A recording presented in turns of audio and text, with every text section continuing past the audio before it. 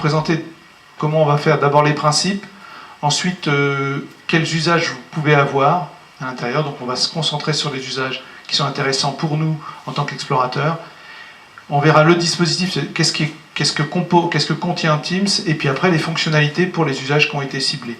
Donc, est-ce que jusque-là ça va? Oui.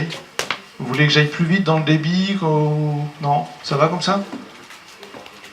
Moi j'aime bien le retour, parce que sinon, si j'ai pas de retour son, en fin de compte, je ne sais pas si vous êtes présent. Ouais, bon. Donc, le principe par rapport à Teams, c'est que c'est véritablement un outil qui est un outil d'équipe et qui, pour le coup, nécessite qu'il y ait une gouvernance d'équipe. C'est-à-dire que si vous mettez cet outil sans prévoir la gouvernance, sans prévoir ce que vous allez faire avec et comment vous allez l'utiliser, ça ne fonctionnera pas. C'est vraiment l'opposé de ce qu'on peut avoir avec les outils comme on a eu, comme la messagerie. La messagerie, c'est arrivé sur les bureaux. On n'a pas spécialement dit comment s'en servir collectivement. Bon, on a mis ça et c'est un outil de production personnelle, la messagerie. Alors que là, on est vraiment sur un outil de production collectif, ce qui nécessite de se mettre d'accord, ce qu'a essayé de faire l'équipe de la MGP pour la mise en place. L'autre élément important dans Teams, c'est qu'on renverse le mode de communication, c'est-à-dire que l'information, elle ne vient pas à vous, elle ne vient pas se déposer dans votre boîte de messagerie. Alors, super, merci. Mais elle... super. Elle vient pas se déposer dans votre messagerie, elle est dans un lieu où il faut se rendre. Et donc il faut effectivement, la première chose, c'est installer Teams sur votre ordinateur. Pour le faire, je vous montrerai, il suffit d'ouvrir un navigateur et d'aller sur l'adresse qui s'appelle teams.microsoft.com. Je ne sais pas si vous avez pu le faire. Essayez si vous avez de la connexion, pour ceux qui ont la chance d'avoir de la connexion. Et ce qui veut dire que par rapport au fait que vous allez dans un lieu unique, le seul moyen de connaître qu'il y ait de l'information, c'est soit de s'y rendre, soit d'avoir des notifications. On verra comment fonctionnent les notifications. Donc l'élément important pour que ça fonctionne, c'est de bien comprendre comment on règle les notifications et à quelle occasion on a des notifications. Et puis, bien sûr, à la fois pour une approche commerciale, mais aussi parce que c'est ce qui avait fait la force de leurs concurrents. C'est un outil qui est en fait un outil qui donne accès à d'autres solutions. Donc bien sûr, avec cet outil-là, on accède à toutes les solutions, à tous les services qu'il y a dans le bouquet Office 365, et ils sont nombreux, je ne sais pas si parmi vous, certains les utilisent. Oui? Non, il y a des collectivités qui l'utilisent? Ouais. Donc ça va de...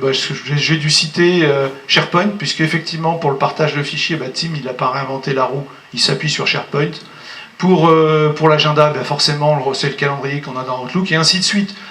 Et ils en sortent, il y a Streams pour les vidéos, il y a Forms, bon voilà, il y a Skype. Donc dans Teams, ils ont intégré une solution de conférence à distance, soit audio, soit vidéo, et de partage d'écran. Donc on trouve tout ce qu'on a dans Skype Entreprise, à tel point qu'ils vont faire une convergence entre Teams et Skype. Les deux vont converger dans Teams. Est-ce que sur les principes, il y a des questions ou pas? L'élément clé sur ce que je viens de dire, c'est si vous mettez en place la gouvernance. Et trop souvent, les gouvernances sont oubliées. Pour l'anecdote, moi j'ai accompagné plus de 70 équipes. Celle qui pose le plus de difficultés, c'est celle qui a été mise en place par le DGS. Parce que voilà, on met en place un outil, puis voilà, on ne va pas prendre le temps de se mettre autour de la table et de décider comment on s'en sert. Non, l'outil est là, on va mettre des choses. Et là, je pourrais vous montrer des échanges. Ah oui, mais vous avez supprimé le canal, ah oui, mais on devait... Bon, voilà, donc c'est vraiment l'élément central, c'est qu'est-ce qu'on veut faire avec. Et une fois qu'on a décidé ce qu'on veut faire avec, on peut aller voir et piocher les fonctionnalités qui existent, fonctionnalités qui sont soit nativement dans Teams, soit qui sont avec ces applications qui sont intégrées à Teams. On va plus loin ? Sur les usages qu'on peut se donner, le collectif des explorateurs, c'est effectivement de pouvoir échanger entre nous, et ça me permet d'aborder un principe que j'avais oublié, vous l'avez peut-être vu. J'en ai oublié un, non, vous n'avez pas vu que j'en ai oublié un.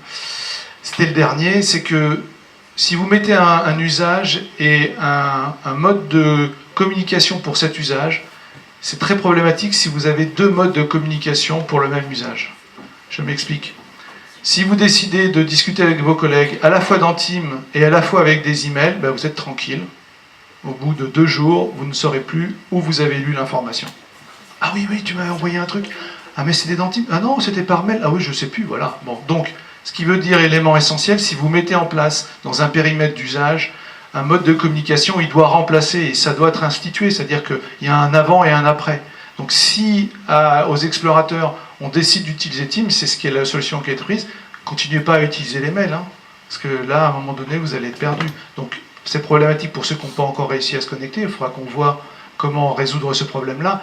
Mais effectivement, on peut avoir toutes les fonctionnalités d'échange et bien plus, donc ne cumulez pas les 2 modes de communication.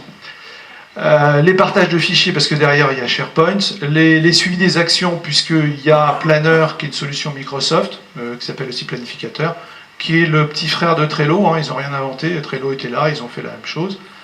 Le partage de notes, puisque vous connaissez probablement OneNote dans Microsoft, et bien on retrouve ça dans Teams, il s'appuie dessus. Et puis il y a un élément important dans les usages, c'est qu'il y a une notion, je vous ai parlé des notifications, il y a des notifications qui peuvent être attachées à un canal, on va voir ce que sont les canaux, et c'est intéressant puisque du coup une personne qui a mis ce canal dans ses favoris, eh bien on peut le notifier en notant, en mentionnant le nom du canal. Je ne vais pas trop loin, on rentre dans la solution. Est-ce que certains d'entre vous ont pu se connecter?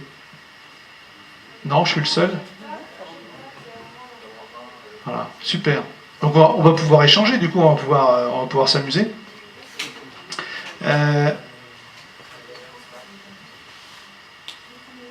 Je vais passer sur deux environnements. L'environnement des explorateurs, qui est Teams, là, et un autre, si j'arrive à le retrouver. Hop, hop, hop. Qui est celui qu'on utilise à l'école, à l'établissement public numéro 11, c'est GPSEA.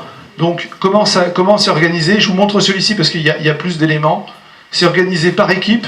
À chaque fois, vous avez un icône ici, c'est une équipe, et on peut être abonné à autant d'équipes qu'on veut. Et ensuite, au sein d'une équipe, par exemple la conservatoire, on a des canaux, et donc chaque équipe décide des canaux dont il a besoin pour ces thématiques ou ces sujets. Donc je peux vous en montrer un qui est sur la TNT. Voilà, et à chaque fois, eh bien, il y a cette gouvernance. Par exemple, la DSI, elle a mis en place ces canaux. La partie administration, il y a une équipe dans laquelle je ne suis plus, parce que je ne reste pas dans toutes les équipes, ça serait compliqué.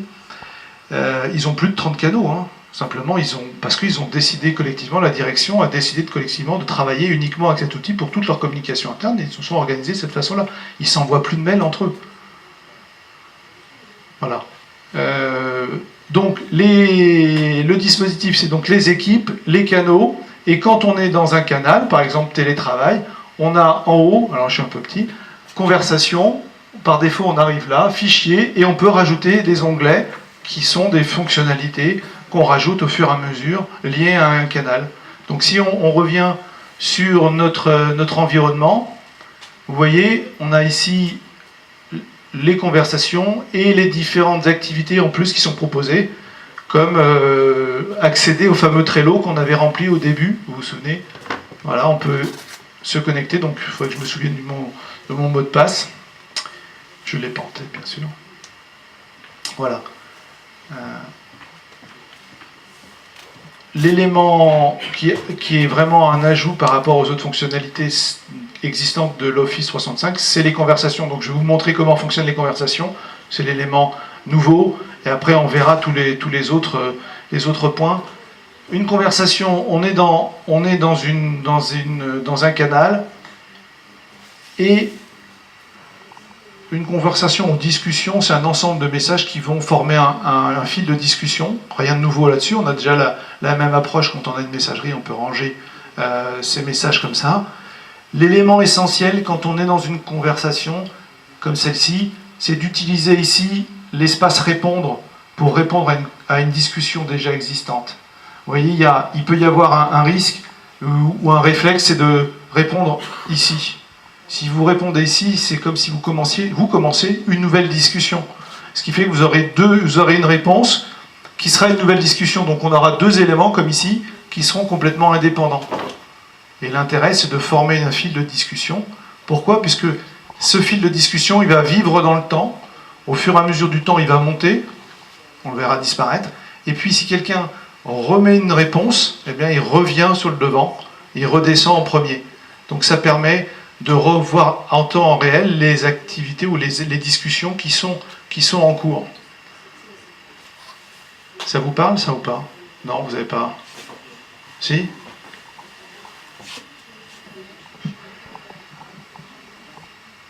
Autre élément important quand on lance une discussion, c'est de pouvoir mettre un sujet. Donc là, pour faire ça, je suis allé tout en bas où il y avait écrit « Tapez ici » et j'ai été cliqué sur le A, ce qui permet d'ouvrir l'espace où on peut commencer à écrire son message. Et à ce moment-là, on voit apparaître l'espace où on peut mettre un sujet. Le sujet va être ensuite vu, si j'arrive à remonter. Voilà, il va être vu en gras, comme ça avait été fait dans cette conversation ici. On voit ici, conférence à Fleury. Eh bien, effectivement, ça a un double intérêt. C'est que vous allez voir qu'au fur du temps, vous avez énormément de discussions qui vont s'accumuler, des centaines, voire des milliers. Elles sont toutes conservées. On peut les rechercher par mots-clés. Et les mots-clés, on peut les filtrer sur le sujet. Donc, c'est très intéressant, à la fois pour la vision, pour la visibilité, la lisibilité, mais aussi pour la recherche. Je peux répondre à des questions, ça ne me pose pas de problème, on peut rebondir. Vous avez des questions ou pas? Pas vous frustrer. Est-ce que tout le monde a bien compris qu'il y avait ce système de canal par thématique, qu'on pouvait suivre les thématiques en fonction des intérêts, et qu'après sur la droite c'était plutôt des onglets, conversation, voilà. affiché. Ici par exemple, on parlait de tout à l'heure, la possibilité de rajouter des cartes, donc des cartes comme dans Trello, donc soit des livrables, soit des actions à réaliser, et donc de pouvoir les suivre de la même manière qu'on peut les suivre dans Trello, donc les mettre dans une colonne en fonction de leur état, soit à faire, soit en cours, soit... Donc ça on peut... Ça, cet outil il est très bien, vous pouvez par exemple faire des to-do list, et vous pouvez affecter la tâche à des personnes. Dans l'administration par exemple. Dans cet outil-là, Voilà, Planner. Merci. Ici, je suis...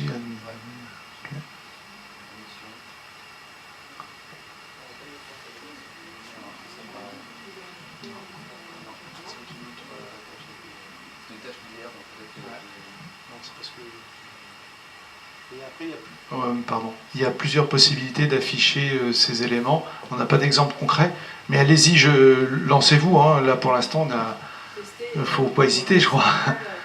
Et vous êtes... Oui. Un usage qui peut être utile, là j'ai mis vraiment par défaut des premières thématiques. Pour vos expéditions, ça peut être intéressant d'utiliser Teams pour pouvoir planifier vos rendez-vous avec les experts que vous allez rencontrer ou que vous avez déjà rencontrés. Ça peut être un usage intéressant. Alors, il y a Doodle pour prendre rendez-vous, mais ensuite pour exécuter le rendez-vous, dire moi j'ai exécuté ma tâche, vous pouvez utiliser Teams. Par exemple, pour organiser tout ça, c'est dans une expédition, c'est des d'accord, toi tu devais contacter du cul, toi tu devais plutôt envoyer ceci, et donc on peut faire une liste de tâches, et puis au fur et à mesure cocher pour que tout le monde sache où on en est. Et puis dans l'onglet, dans tous les onglets, il est possible de rajouter un onglet Doodle, où justement on peut faire des Doodle pour vos réunions. D'ailleurs, il est déjà installé dans les 3 de plus, écrit en haut. Et si on fait le suivi du projet entier, donc il y a le Doodle pour prendre rendez-vous, il y a le planner ou planificateur pour vous distribuer les tâches, et puis vous avez aussi je ne sais plus quel est le terme exact, Philippe va me le dire, mais l'onglet des notes qui permet de structurer des notes, et donc pourquoi pas structurer les notes que vous aurez prises en écoutant et en interpellant l'expert que vous allez rencontrer.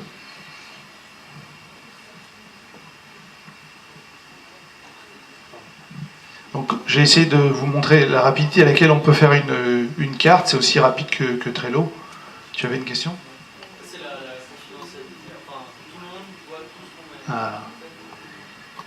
Exactement, c'est la question qu'on attendait tous. Comme je disais au début, c'est un espace, donc chaque équipe a un espace commun, et dans cette approche, tous les canaux et tous les contenus qui sont présents dans les canaux sont visibles par l'ensemble des membres de l'équipe. Il n'y a pas de confidentialité au niveau d'un canal. Il y a de la confidentialité au niveau d'une équipe. Voilà. Donc là, on est en totale transparence. Alors, je crois qu'avec notre statut d'invité, je ne pense pas qu'on nous on ait le droit de le faire, mais dans la solution, si vous avez la solution dans votre collectivité, vous aurez la possibilité de permettre aux membres de créer des canaux, même de les supprimer. Mais là, c'est parce qu'on a un statut particulier, c'est qu'on a un statut d'invité. Mais effectivement. Voilà. Tu peux les créer, tu as pu les créer. Ouais, voilà. Ça se règle au niveau des paramètres de l'équipe, oui. Et l'intégration des logiciels, parce que j'ai vu qu'il y avait une intégration, il y a Trello, ça c'est quoi son point vers les services web? Exactement, je vais te montrer dans l'autre, on va aller on a une équipe qui est bac à sable, voilà, on va dans le général. Donc ça c'est une équipe ouverte, tout le monde peut rentrer à la collectivité, et voilà ce qu'ils appellent le store, dans l'espace où on peut effectivement chercher des connecteurs avec d'autres solutions. Bien sûr, on retrouve rapidement tous ceux de Microsoft, mais dessous, on voit qu'il y en a d'autres qui existent. Donc si vous trouvez, il y a Zendesk, il y a des choses comme ça, si vous utilisez ça. Voilà, il y a pas mal de connecteurs. Ou Evernote. Dont Trello, qui est assez courant. Et ce dont parlait tout à l'heure Marine, c'était sur le Why Not. Donc, effectivement, vous pouvez mettre des notes de réunion. Je crois que c'est dans notes de réunion, c'est ça? Hop. Non, c'est pas celui-ci. Loupé. Ça, c'est le note. Donc là, vous utilisez, peut-être certains d'entre vous utilisent déjà OneNote pour les prises de réunion. Non, je sais pas. Donc, du coup, vous pouvez les retrouver là. Vous pouvez aussi en gérer des nouveaux ici, sachant que OneNote, c'est directement quelque chose qui est en ligne et qui est partageable avec l'ensemble des collègues qui travaillent sur le... Et là, les sections que nous a préparées Corentin, effectivement, déjà, il y a la possibilité de créer autant de pages qu'on veut et autant de sections qu'on veut. On a déjà 3 sections qui ont été créées par Corentin sur les événements, les bonnes pratiques et le nom des explorateurs.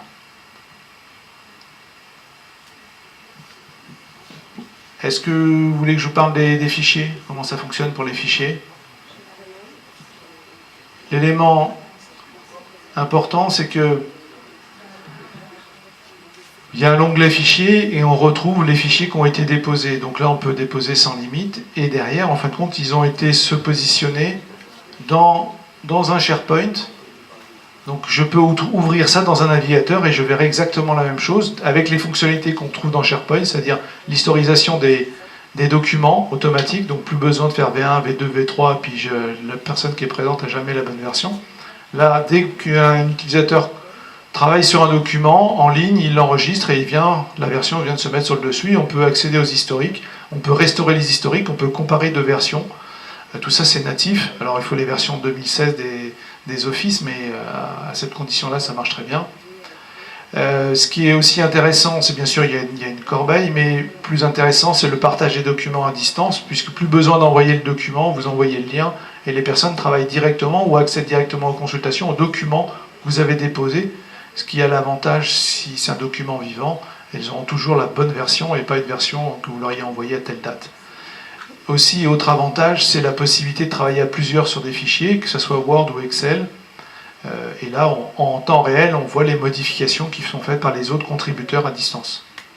Je ne sais pas si c'est des pratiques que vous avez déjà dans vos collectivités. Donc ça, c'est tout de suite, c'est natif avec cette solution.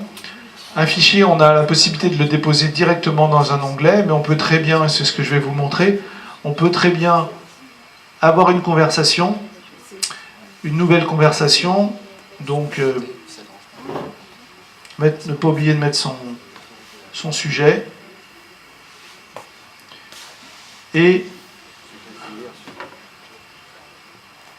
ici, avec le petit trombone, on peut aller chercher, soit c'est un document qui existe déjà au sein de l'environnement, et on peut naviguer dans les différents canaux pour le retrouver, soit bien sûr aller chercher son ordinateur et le télécharger.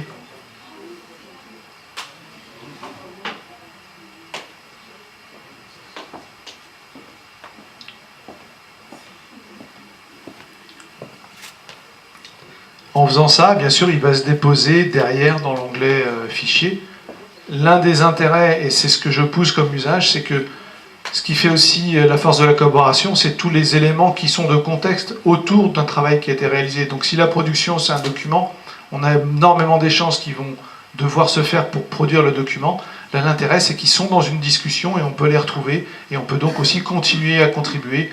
Un des effets, après je pourrais vous montrer les différents usages, l'un des effets, c'est les personnes qui s'auto-saisissent sur un sujet, puisque, comme on le disait, c'est visible par tous. Il y a des experts qu'on ignore ou des personnes qui ont des compétences qui ne sont pas mises en avant, et alors qu'on commence à travailler, elles peuvent dire « Ah oui, mais… » Et elles, du coup, elles interviennent directement. Elles se saisissent même d'un sujet sur lequel on n'a pas pensé les mobiliser. Bon, voilà, et là, il est, hop, ça suffit, il est envoyé, le document, il se retrouve à la fois dans la conversation et à la fois dans la partie fichier, où on le retrouve ici. Voilà, RM ou question, je ne sais pas ce qu'il y a dedans. Est-ce que sur cette partie fichier, vous avez des interrogations? Je ne sais pas au niveau du temps, combien il reste. Il reste une demi-heure, donc on a un peu de temps quand même. Une question pour revenir sur les tags des sujets. Donc, ajouter un sujet dans cette discussion, parce que je suis en train de connecter à Internet, c'est peut-être Renaud qui a la réponse. En termes de notification, ça change quelque chose? Voilà, ben c'est effectivement l'élément central que j'avais, dont j'avais parlé et qu'il faut que j'approfondisse. La notification dans Team, il y a 3 types de notifications qui peuvent vous arriver. Des notifications qui vous arrivent dans le flux de l'application, comme on a l'habitude maintenant sur les smartphones. Bien sûr, il y a une application smartphone qui s'appelle Team que vous pouvez télécharger. D'ailleurs, si vous avez le téléphone, vous pouvez le faire rapidement dans les différents stores.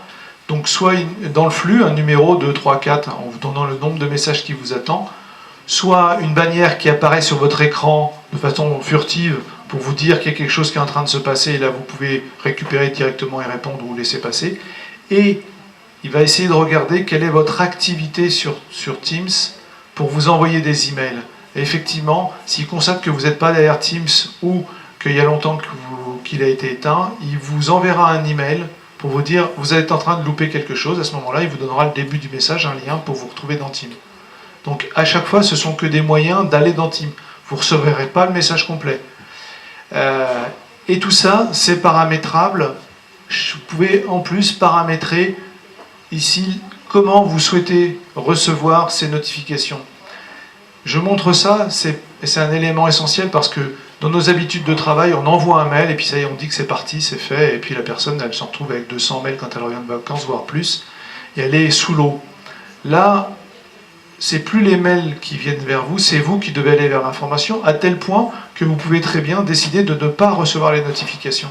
Si vous en avez marre d'avoir des notifications, eh bien vous pouvez très bien les débrayer. C'est simplement vous qui irez chercher l'information au moment où vous en aurez besoin quand vous traiterez un sujet. Vous voyez le renversement? Et ça, c'est pas forcément simple à mettre en place dans les équipes, puisque souvent, on se dit, bah, ça y est, j'ai fait mon mail, j'ai envoyé, bon, voilà, j'ai mis la balle dans le camp du collègue, et puis il va me répondre par mail, ainsi de suite. Et là, on change complètement le mode.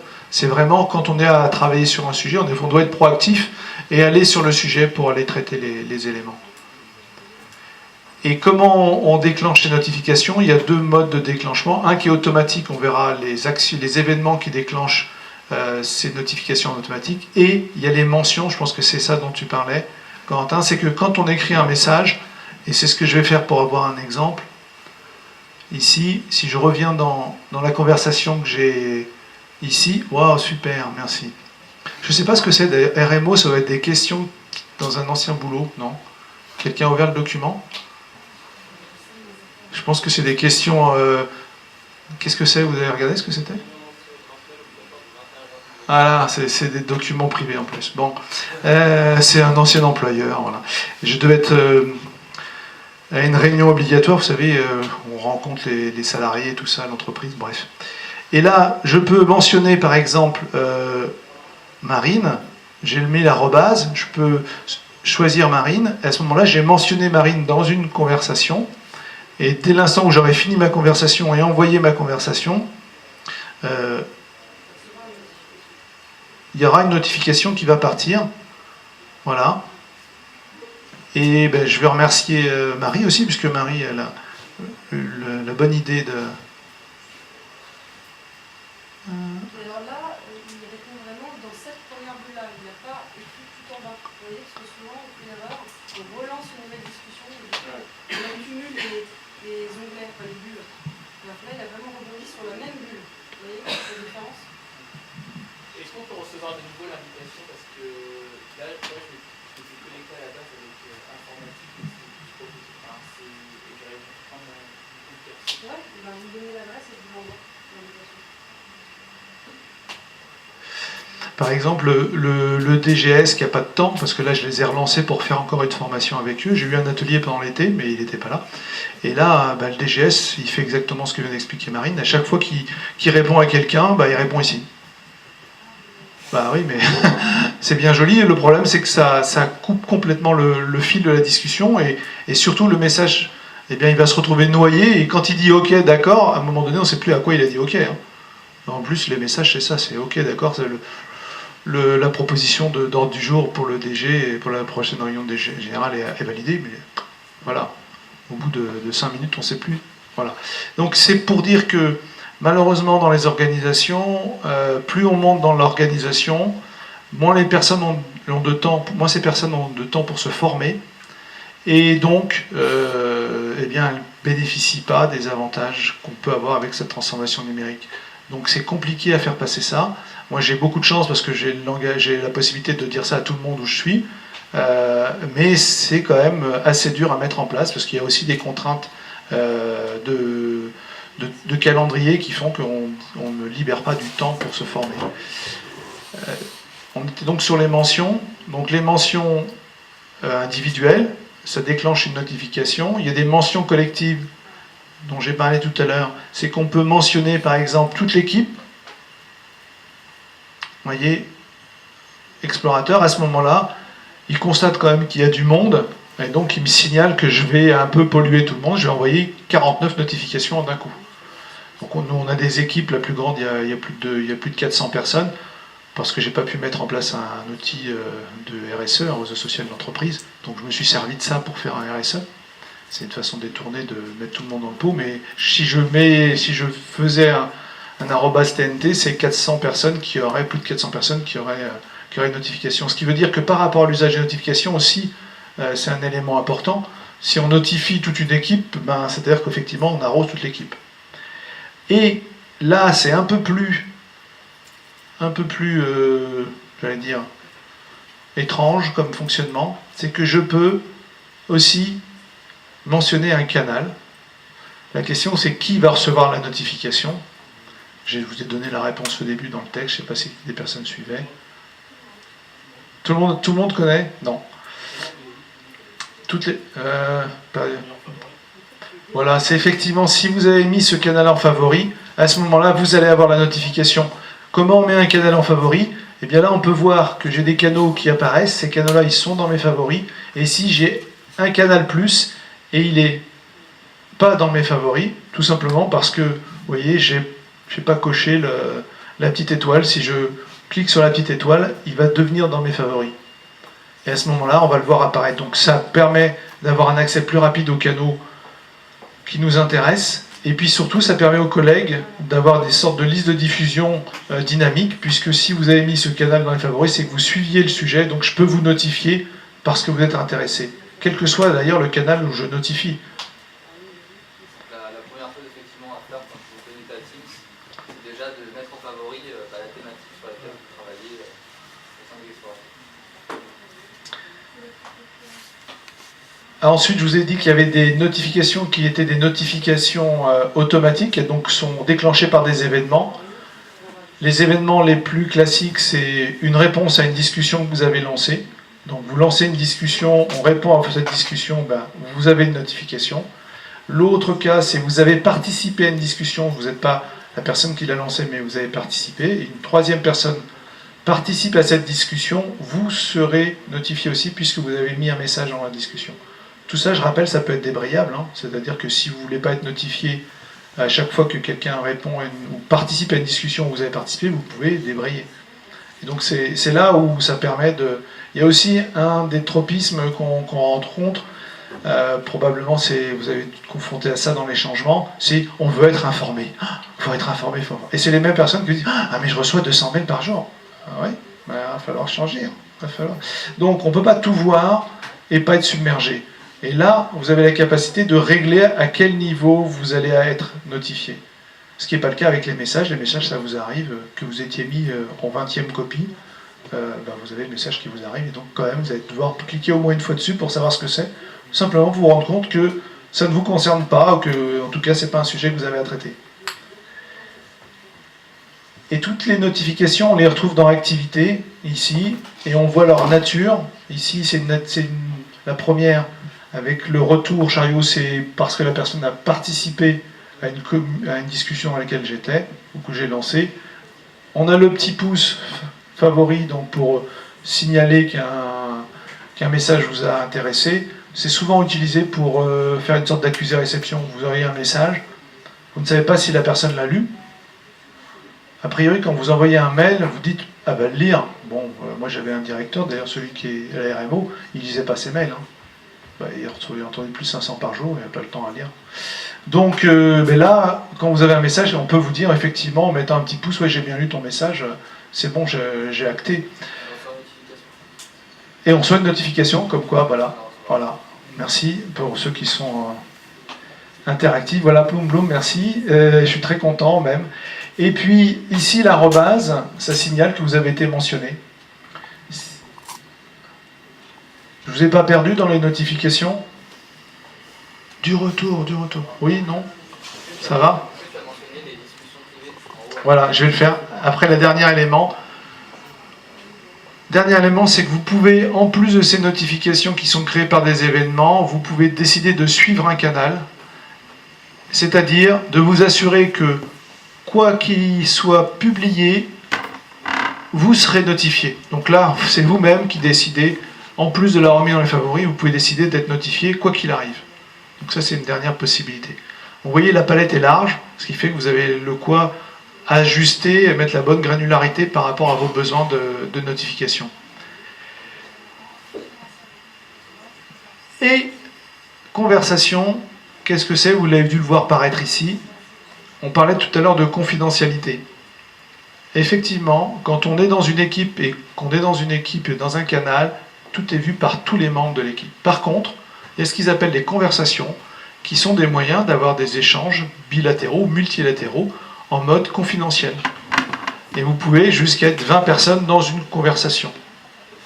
Ce qui permet de reproduire un espace privé d'échange, où vous pourrez aussi déposer des fichiers, ce que vous n'aurez pas, peut-être, ce que vous n'aurez... Alors je sais pas, c'est pas trop... voilà, a priori c'est professionnel. La seule chose que vous constatez à l'affichage, c'est que les messages vont se mettre comme dans des SMS droite-gauche. C'est que effectivement, on n'a pas la notion de fil de discussion. Tous les messages vont arriver ainsi alternés en fonction. Ce qui peut poser problème quand on est nombreux à communiquer, puisque on peut poser une question, 3 personnes interviennent et puis on a la réponse que 4. Donc ça demande un peu plus de gymnastique ou d'être en mode synchrone, puisque vous avez compris, ça peut être synchrone et asynchrone. C'est l'intérêt, il y a une réactivité pour être en mode synchrone. On l'utilise beaucoup aussi pour se passer des petites choses qu'on avait à se dire dans des bureaux, au lieu de se déplacer, et hop, ça part tout de suite. On retrouve cette facilité qu'on n'avait pas avec la messagerie. Et sur ces éléments, peut-être une chose, d'ailleurs on constate ici, si vous n'avez pas la possibilité de déposer des fichiers, je pense que c'est lié à notre statut. Si votre organisation a Office 365, dans les conversations, vous pourrez aussi déposer des fichiers. Simplement, ils ne seront pas mis sur le SharePoint qui est provisionné par le team, donc qui est associé à votre team. Ils seront mis sur votre espace personnel qui s'appelle OneDrive. Voilà. Et ce OneDrive, eh bien, le document que vous avez déposé, il sera partagé avec les membres, automatiquement avec les membres de la conversation. Les smartphones.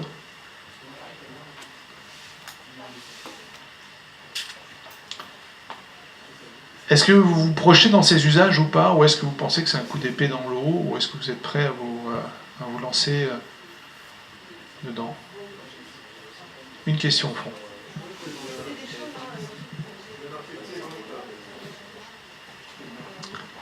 Il y a marqué quoi? Ah oui, il y a un bot, très juste. Alors, bon, ça c'est très courant, mais vous faites une présentation, ben, comment je vais me souvenir de tout ça? Bon, ben, ils ont mis un bot, vous posez la question, il vous répond.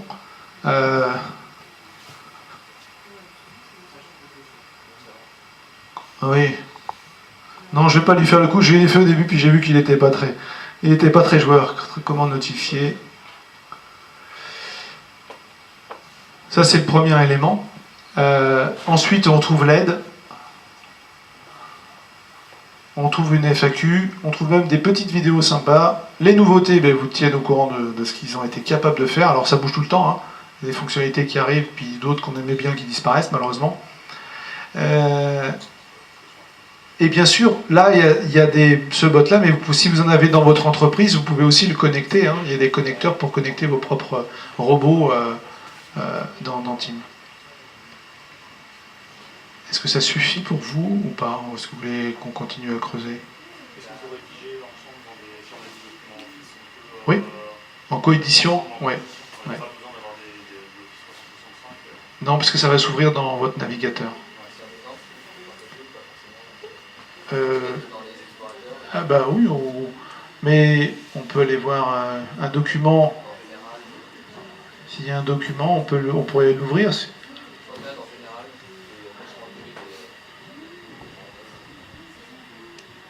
Alors Note, c'est nativement collaboratif, donc c'est pas. Voilà un Word, le premier, la fiche projet. Pardon, excuse-moi. Ah, d'accord. L'administration.